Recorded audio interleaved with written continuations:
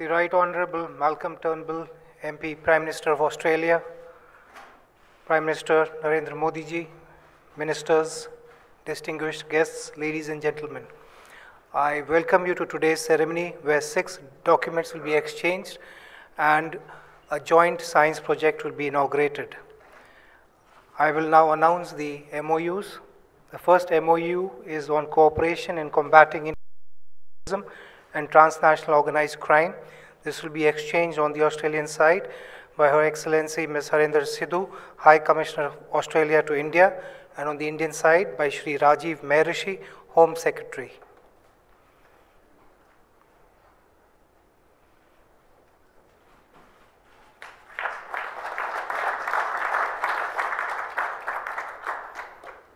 Next, MOU for promotion and development of cooperation in civil aviation security to be exchanged on the Australian side by Her Excellency Ms. Harinder Sidhu, High Commissioner, and on the Indian side by Srimati Preeti Saran, Secretary East, Ministry of External Affairs.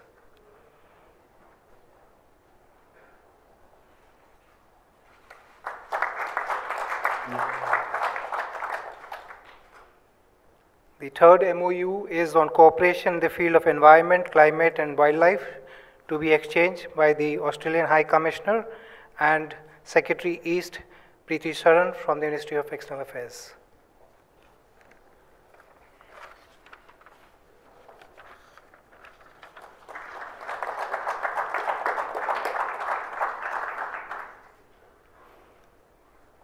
The fourth MOU is on cooperation in sports to be exchanged by Ms. Kate Palmer, CEO, Sports Commission of Australia, and Dr. Ajay Gondane, High Commissioner of India to Australia.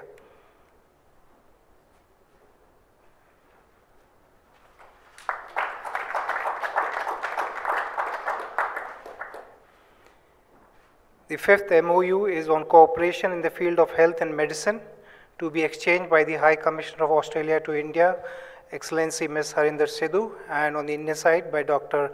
Ajay Gondane, High Commissioner of India to Australia.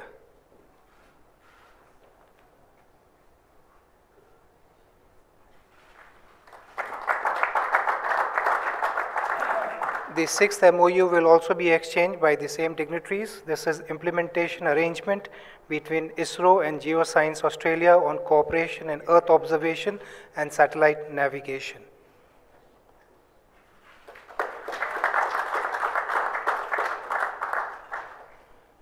May I now invite both the Prime Ministers to step forward to jointly inaugurate the Terry Deccan Nano Biotechnology Center in Gurugram by pressing the start button.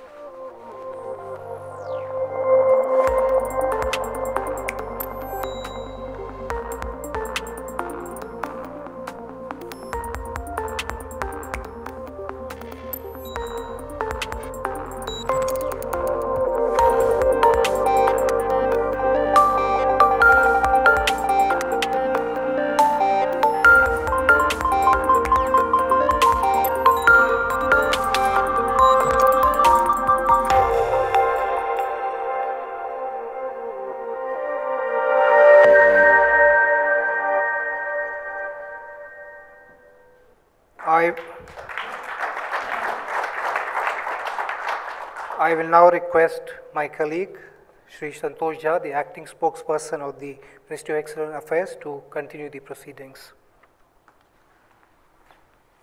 Thank you. May I first request Prime Minister of India to make his statement.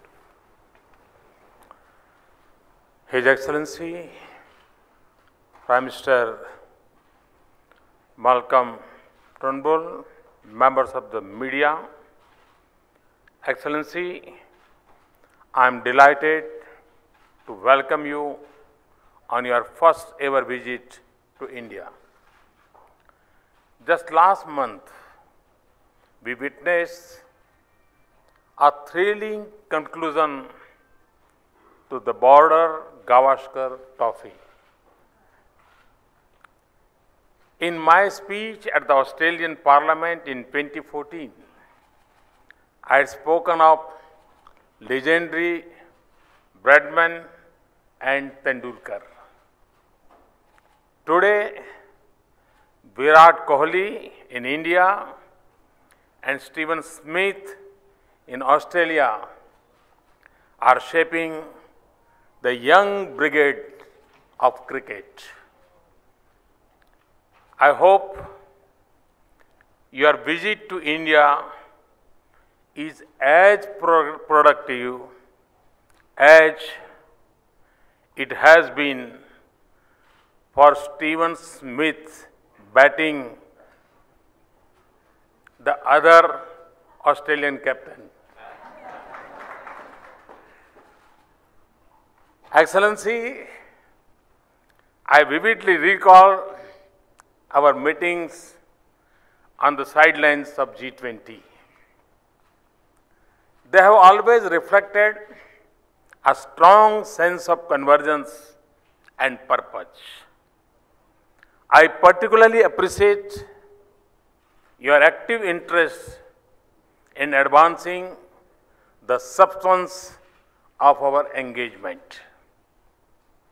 The journey of our cooperation is firmly on course.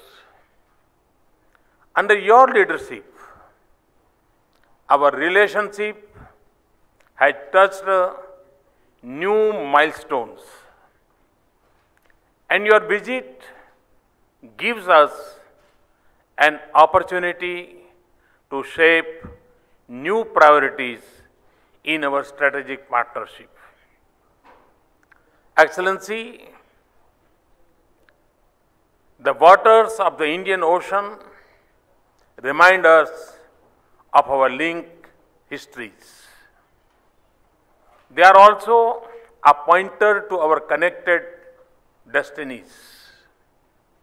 The values and principles of democracy and rule of law are common to both our nations. Today, the vast scope of opportunities in our ties is defined by a strong desire for economic prosperity by 1.25 billion people of India and Australia's capacity in strengths. Friends, in our discussions today, Prime Minister and I reviewed the entire gamut of bilateral relations. We took a number of forward-looking decisions to further strengthen our partnership, including the decision to soon hold the next round of negotiations on our comprehensive economic cooperation agreement. In a lighter vein, I am of course glad that our decisions are not subject to the DRS review system. Friends, both India and Australia recognize the central value of education and innovation in the prosperity of our societies. It is no surprise, therefore, that cooperation in the field of education and research is one of the most important aspects of our engagement.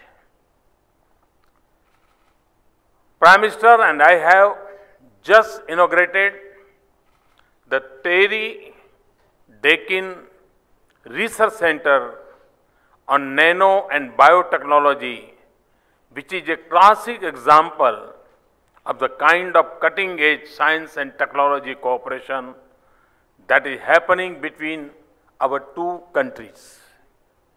The Australia-India Research Fund of nearly $100 million has focused on collaborative research projects in the areas such as nanotechnology, smart cities, infrastructure, agriculture, and disease control. Our joint development of bananas fortified with vitamin A has entered the phase of field trials. Our scientists are also collaborating on developing more nutritious and hardy varieties of pulses. These are just two examples of our outstanding science cooperation, firmly rooted in tangible outcomes that will improve the lives of millions, including our farmers. I also extend a warm welcome to the large delegation of Vice Chancellors and heads of vocational training institutions that is accompanying by Prime Minister. A number of institution-to-institution tie-ups have been concluding during this visit. Student exchanges are an important element of bilateral education cooperation. Australia is home to more than 60,000 Indian students. Increasing number of Australian students are coming to study in India. Responding to the aspirations of India's youth, building world-class institutions in India is the objective of my government. Prime Minister and I discuss ways by which Australian universities could connect and contribute to this goal. Friends, Prime Minister and I share a conviction that our economic growth and prosperity must be gentle on the environment. We are happy that our dialogue and cooperation in the other forms of energy, including renewable energy, is on the upswing. I would also like to thank Prime Minister for Australia's decision to join the International Solar Alliance. And with the passing of legislation in the Australian Parliament with bipartisan support, Australia is now ready to export uranium to India. Friends, Prime Minister and I recognize that our future is deeply tied to peace and stability in the Indo-Pacific. We therefore agree on the need for a secure and rule-based Indo-Pacific. We are also aware that in this globalized world, challenges like terrorism and cybersecurity extend beyond the boundaries of our region and therefore require global strategy and solution indeed. Prime Minister's understanding and insight into regional and global issues brings a new dimension to our cooperation on matters that concern us both. Our cooperation in the areas of defense and security has reached new heights. Our maritime exercise and exchanges have been productive. Our bilateral mechanisms on counter-terrorism and transnational crimes are functioning well. I am particularly pleased that we have been able to conclude an MOU on security cooperation during this visit. We also agree that strong regional institutions are necessary for peace, prosperity, and sense of balance in our region. We would therefore actively work to cooperate more closely with members of the East Asia Summit and the Indian Ocean Rim countries to pursue our common interests. Friends, A major pillar of strength in our partnership is the connect between our societies. Australia is also home to nearly 500,000 people of Indian origin. Their prosperity and vibrant culture enrich our partnership. A very successful festival of India called Confluence was held in many cities of Australia last year. I thank Prime Minister for all the help and support accorded to the festival by the Australian government. Excellency, India and Australia have made major strides in our bilateral relations in recent years. In months and years ahead, we only see promises and opportunities for our two nations. Our strong and vibrant strategic partnership is, of course, important for the security and well-being of our societies. But it is also a major factor for peace, stability, and security in our region. With these words, Excellency, let me welcome you once again to India and wish you a fruitful and productive stay. Thank you. Thank you very much.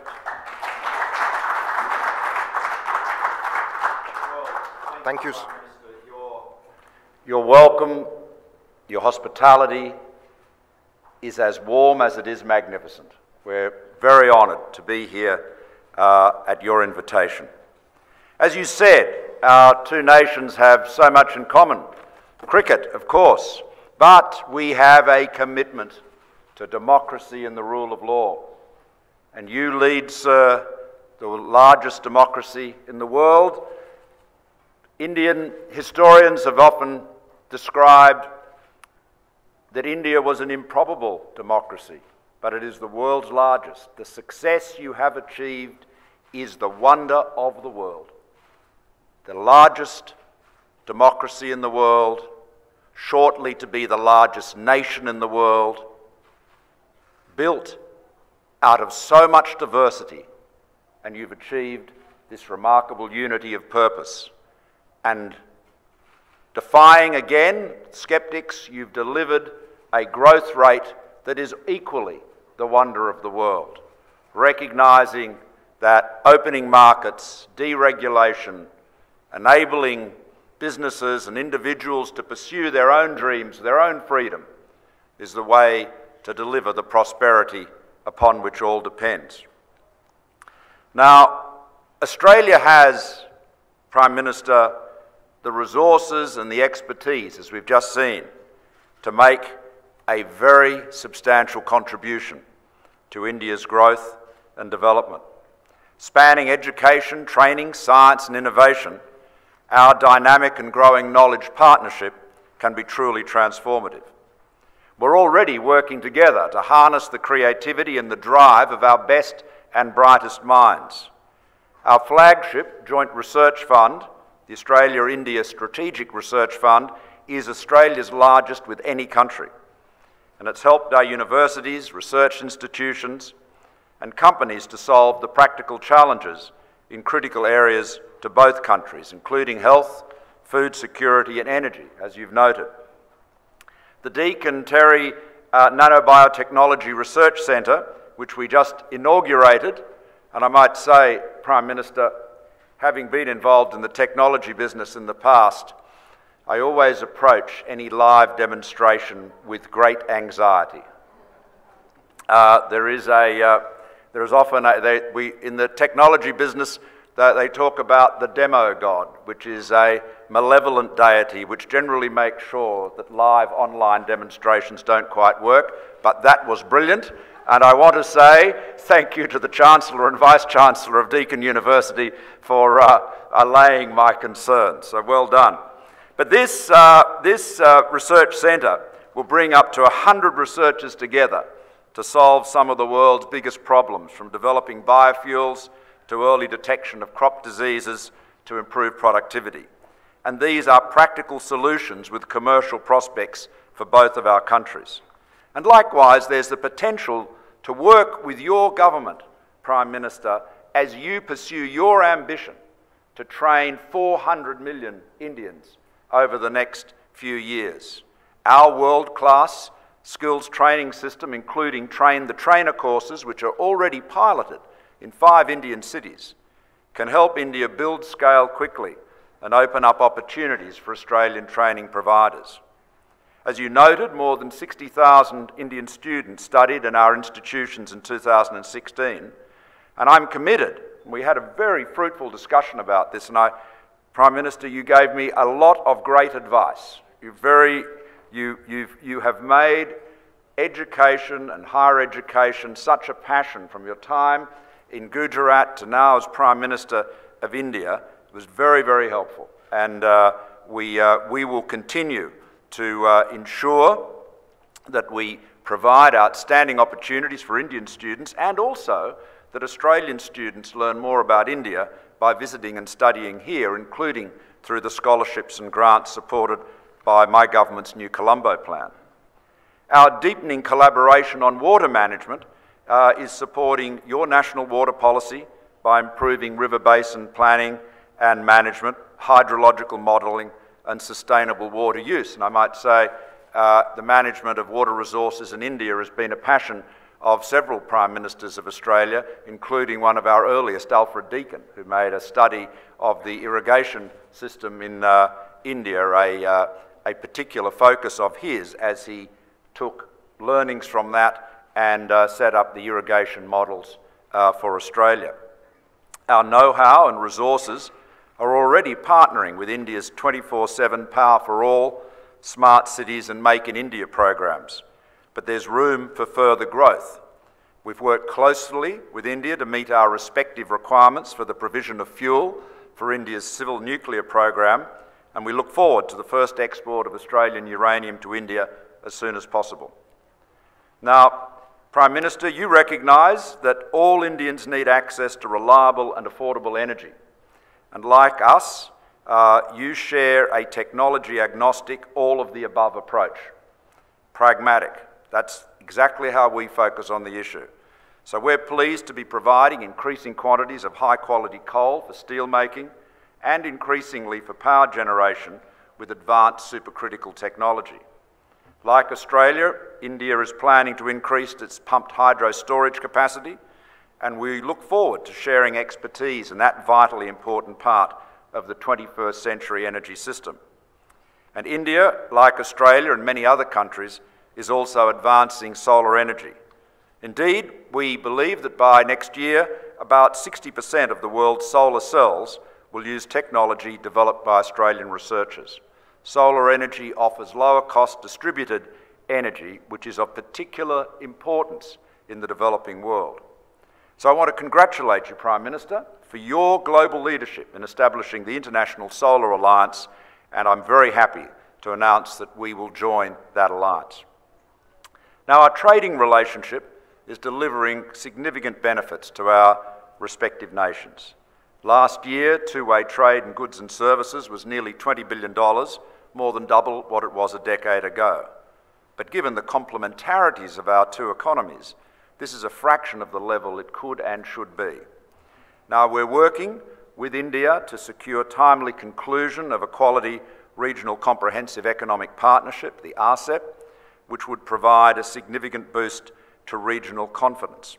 We had a very good discussion about the CECA, the Comprehensive Economic Cooperation Agreement between India and Australia.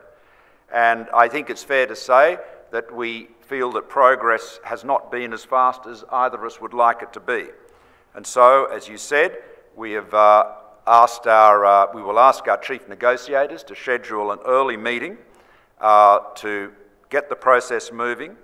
We'll ask them to tabulate the areas of ambition where each side is seeking access, so that we can see where and to what extent the parties, the negotiators, are apart, and they will report back to us as soon as possible, so that we can keep the focus on delivering the CECA and identifying the areas where more work needs to be done.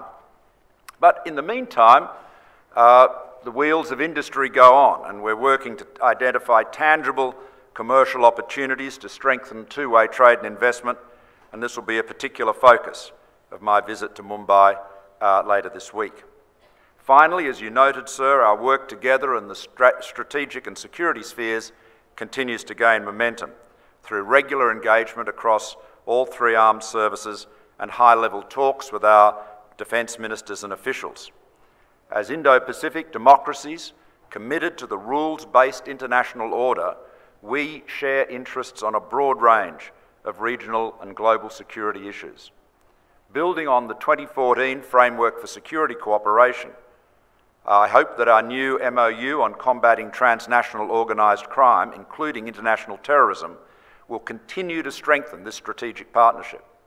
It will facilitate closer collaboration on counter-terrorism, cybersecurity, people smuggling and human trafficking, money laundering and attacks on critical infrastructure. In addition, as you noted, we're working more closely together with our friends and partners in the region, including through the East Asia Summit and the Indian Ocean Rim Association. So, in conclusion, thank you, Prime Minister Modi, for your personal commitment to helping us realise the full potential of the Australia-India partnership. With our shared commitment and the passion, the ingenuity, the determination of our two nations, I have no doubt that our partnership will go from strength to strength.